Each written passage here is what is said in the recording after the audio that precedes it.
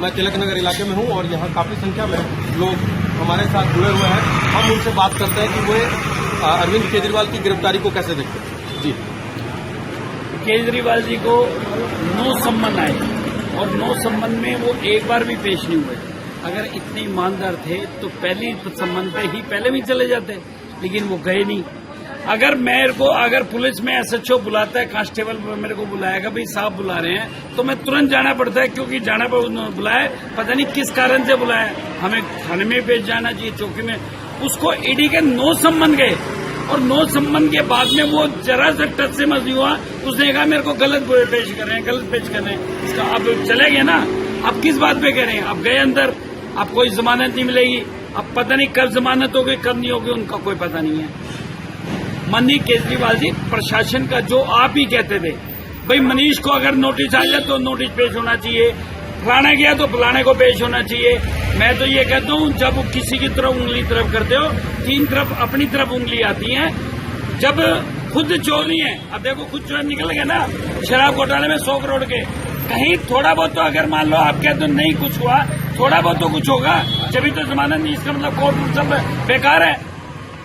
ये केजरीवाल जी, आप 5 साल के लिए आप गए, जिस हिसाब से आपने घोटाले किए हैं, अब आपके परत खुलेंगी, आपने क्या क्या घोटाले किए, आप सही तरीके से ईमानदारी से जवाब दें ईडी को, और निश्चित तौर पे आपके कार्रवाई होनी चाहिए। तो देखिए, लोगों का साफ तौर पर यह कहना है कि उन्होंने कुछ तो किया होगा, तभी इतनी बार 9 बार समन दिया गया और किसी भी समन पे वो ईडी के सामने पेश नहीं हुए। तो आखिरकार ईडी ने पूछताछ के लिए उन्हें गिरफ्तार किया। कुछ और लोग हैं, हम उनसे बात करते हैं। जी, अपना नाम बताइए।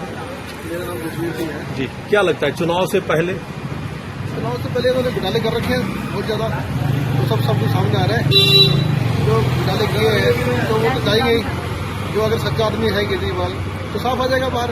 अगर घोटाले किए हैं तो कोर्ट तो सबके लिए है जी, तो कोई हमारा तो है नहीं किसी का, ना केजरीवाल का है, ना हमारा है, ना किसी का है। तो जो है जो होगा बढ़िया होगा। तो बेईमानी की है तो वो सामने आएगी।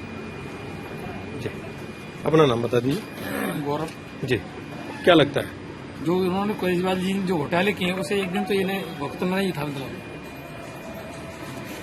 यही होना था, ये तो होना ही था इनका। कुछ और लोग हैं, हम उनसे बात करते हैं कि उनकी क्या राय है, क्या सोचते हैं वो। अपना नाम। केजरीवाल जी सुप्रीम कोर्ट में भी गए, तो इनको वहाँ गए हैं तो सुप्रीम कोर्ट वालों ने बोला है कि आपको जवाब देना पड़ेगा। क्यों इन्होंने घोटाले कर रखे हैं, इसके वो पहले ही चले जाते हैं। तो ये नौबत ना आती है, नौबत आई है तो उसकी सजा भुगतनी पड़ेगी। पब्लिक को बेवकूफ बना रहे हैं ये, कभी वो पंजाब में जा रहे हैं, कभी वो फलानी जगह जा रहे हैं, हम सरकार बनाएंगे। अरे दिल्ली में तुम कर नहीं सके तो बाहर का खा करोगे आप? तुमसे तो सजा मिलनी चाहिए, ना करिए उम्र करके ही।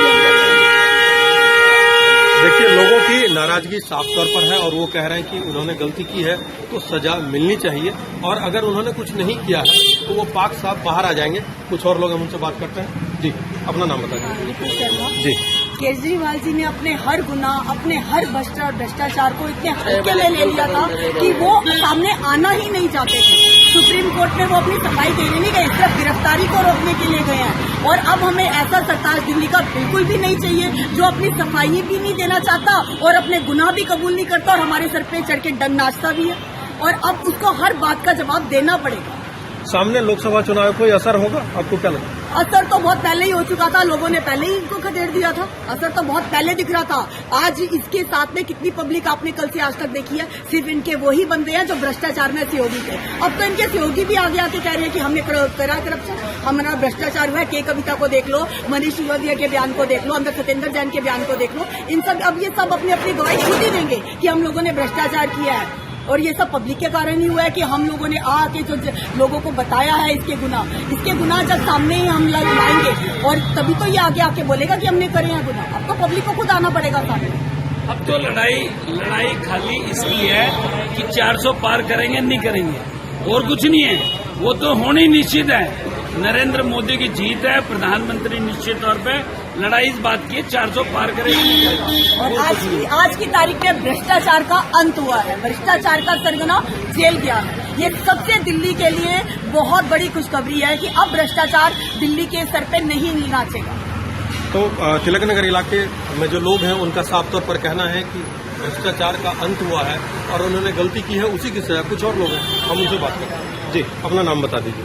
मेरा नाम गोपाल चौहान है जी। जी, और अपने केजरीवाल के बारे में बता रहा हूँ मैं कि उन्होंने बहुत भ्रष्टाचार किया है।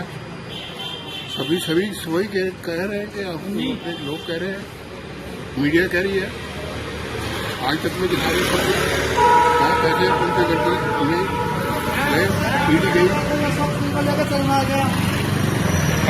इस करके केजरीवाल को करना चाहिए था इसे। जी।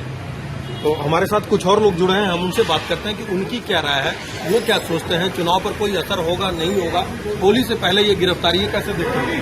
जी, अपना नाम बता दीजिए।